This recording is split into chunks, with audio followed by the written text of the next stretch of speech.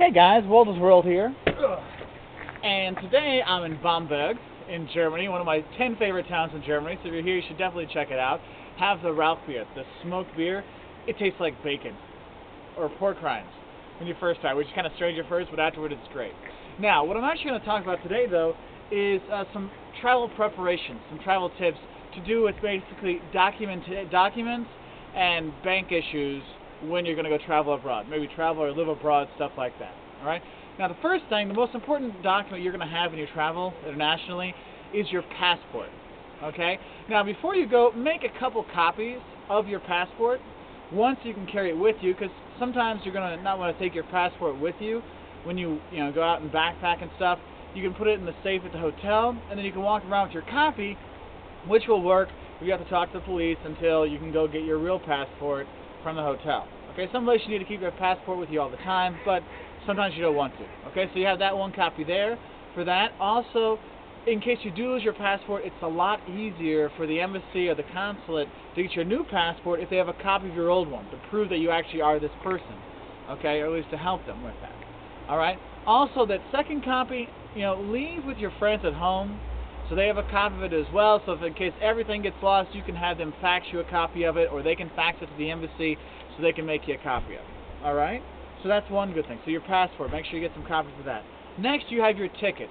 Now, in terms of plane tickets, most of the time now, it's mostly e-tickets. Alright? So you just have, you just have to show it with your passport, and they'll find your name on there. But what you want to do is make sure you have all those confirmation numbers. If you have a PDA or just a piece of paper like this you're going to carry around with you, write down the numbers for each of your flights, your times and stuff like that. Or, they have those, you can print out your itineraries.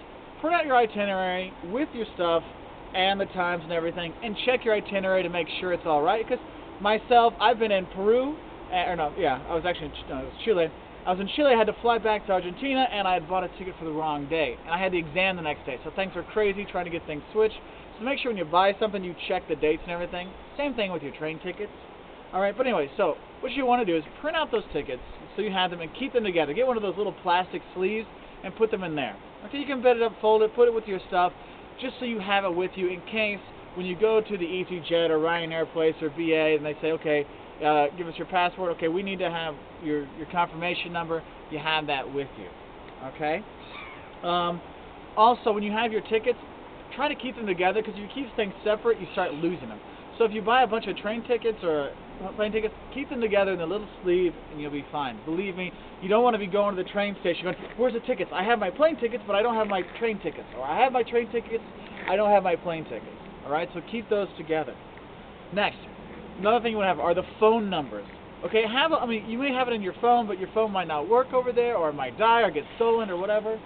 So, the duck just landed. So what you want to do is write down the phone numbers to your important numbers at home, like your contact people, your Aunt Barb, or your grandma, or your kids, or your parents. Okay, so you have that. Next, you want to write down the numbers of the hotels you're staying at, so you can call them, the hotels and their addresses, okay? Write down the number, so when you come into town late or you're not sure where it is, you can call them and they can tell you how to get to the hotel. Alright? Also, with that, write down the phone numbers to your credit cards and your debit cards. They're on the back of the cards. Okay, write those down in case it gets lost or it doesn't work. Okay, because that does happen sometimes when your card just says, hey, you're out of the country, you didn't check. Hey, it's not going to work. Okay, and that leads us into another one of our things is call your bank before you go. Guys, this is one of the most important things. Call your bank or your credit card company, actually both, and tell them, hey, I'm going to be going to Germany for a few weeks. I'm going to be going to Hong Kong. I'm going to Brazil. So that when you go there, your card will work. Okay? I was in Italy with my brother once, and he didn't tell his bank that he was coming, so he got there on a Saturday, and voila, his card didn't work. So he's like, oh, what are we going to do? So I had to take money out for him for a couple days before he could call to get his card working. Alright? And also, calling 800 numbers from internationally sometimes doesn't work. So make sure you've called and talked to your bank beforehand and tell them where you're going to be. And they know this, they do this all the time. I have to call quite often, even though I tell them all the time I've been living abroad for 10 years, I still have to do this.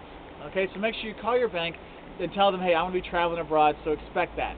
And with your bank stuff, make sure you have a 4-digit PIN number. Not 6, not with letters, but a 4-digit PIN number, secret number for your ATM card, so you can get money out from the ATM, because that gets you the best exchange rate.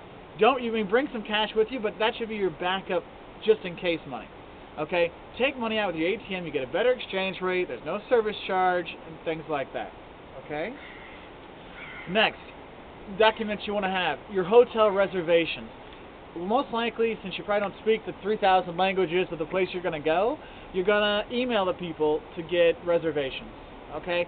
And what you want to do is, when you reply, make sure all the replies are on there. And your last email, when they confirm, yes, we have you from the 27th of December to the 29th of December with this price. Okay? Print that out, because when you go to the hotel, you can show, hey, this is my reservation.